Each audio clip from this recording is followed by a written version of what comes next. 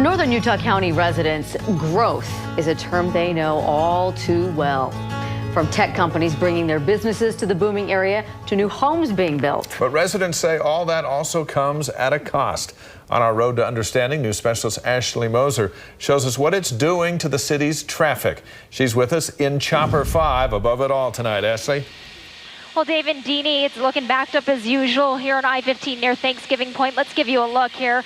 You can see drivers just trying to get home after a long day, but they sit in this congestion on the daily. Many of you might travel through this, so you know this is normal. But for those who live and work in it, they've had enough.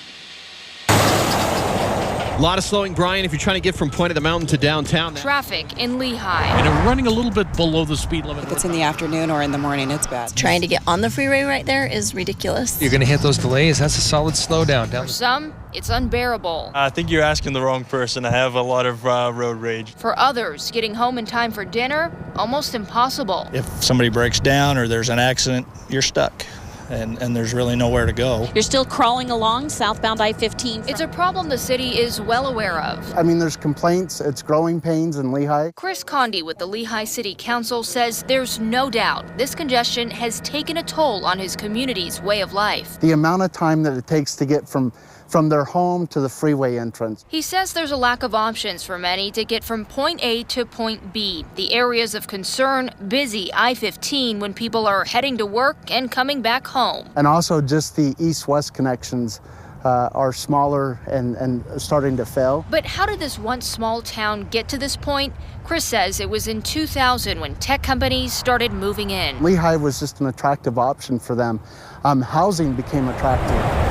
Growth is overwhelming, there's no question. Wade Allred has been working for the city streets department since 2002 and says in that time, he's seen the city almost quadruple in residents. 18,000 population 15 years ago when I started.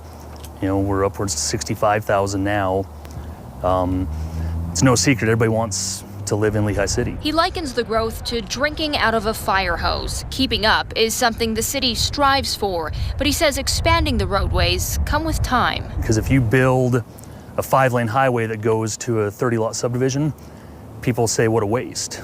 So you build to accommodate your current needs and growth financially and residentially. 15 years ago, his department took care of 110 center line miles. Now they're up to 236, and that's just city roads. There are several streets in Lehi UDOT is in charge of, which is why. We really want to address that growth, make sure that we're able to handle the additional vehicles that are on the road. Northern Utah County is a priority. A spot UDOT is focusing on, the booming tech corridor near Point of the Mountain. We're going to be widening the freeway I-15 from 4 lanes to 6 lanes in both directions. And for east-west traffic. Our main goal is to connect Triumph Boulevard to the southwest side of I-15 and the northeast side of I-15. UDOT is working with the city to connect both sides of town. We'll be able to take this road, go over, and not have to deal with the commuter traffic, the regular day-to-day north-south traffic. This will be strictly a local street. UDOT says the projects will cost nearly $250 million, a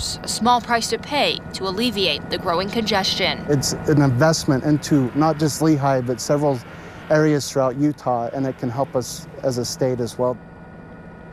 The timeline on the UDOT projects here along I-15 that would help out all of this congestion you're seeing on your screen, originally slated to take place in 2020, but because Governor Herbert approved a $1 billion bond over the weekend, Dave, now that funding is going to UDOT, and it's actually going to help move those projects up along. Well, I drove through that area today. The growth is amazing to see. So when's the earliest residents could see some of those improvements you're talking about? Well, Dave, in May, the Utah Transportation Commission will meet to finalize those dates, but they could see these projects happening as early as 2018.